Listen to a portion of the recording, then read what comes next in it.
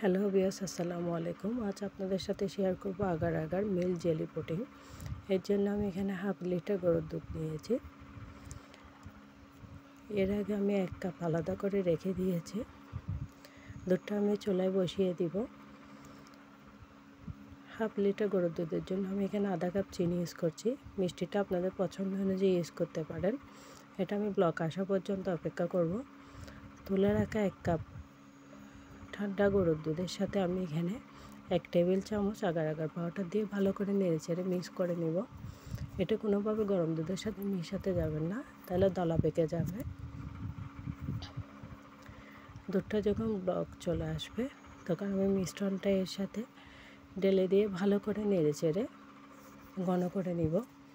ঘন হয়ে আসলে আমি একটা কেক প্যানে মিশ্রণটা ঢেলে নিব। আপনারা আপনাদের পছন্দ অনুযায়ী পাত্রে ঢেলে নিতে পারেন। এটা তারপর নর্মাল টেম্পারেচারে আসা পর্যন্ত অপেক্ষা করব। তারপর রেফ্রিজারেটরে রেখে দিব।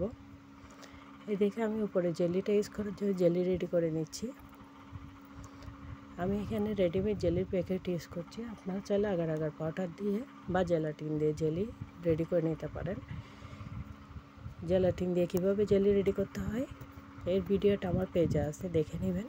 দেখুন আমার পুডিংটা কী সুন্দর জমে গিয়েছে। এরপর আমি গরম থাকা অবস্থায় একটা চামচ দিয়ে এর উপর জেলিটা ঢেলে নিব। চামচ দেওয়ার কারণ হচ্ছে যেখানে জেলিটা রাখবো এখানে পুডিংটা ভেঙে যেতে পারে, তাই। এরপর আমি এটা নর্মাল টেম্পারেচারে আসলে রেফ্রিজারেটরে রেখে দিব। দেখুন কী সুন্দর জমে গিয়েছে। আপনাদেরকে আমি কেটে দেখাচ্ছি।